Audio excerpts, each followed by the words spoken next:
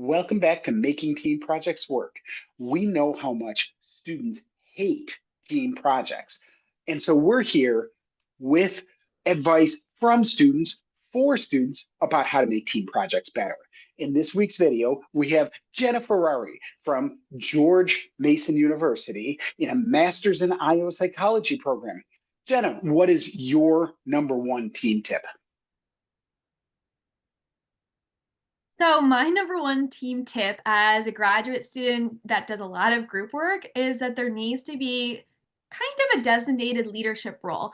A lot of people know about Kitty Genevieve's that story of the bystander effect. Well, in my graduate program, a lot of students are really driven, but if no one's taking the initiative, right, we have to wait for that person who is going to give that clear, okay, we need a deadline here, here, and here, kind of goes alongside the group contracts, but to make these group projects work, you need someone who is going to step up and be in that leadership position.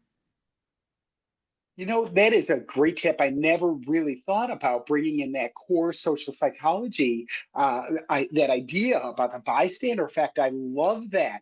For more tips about improving team projects for professors and students, check out our new book, Making Team Projects Work by Taylor and Francis.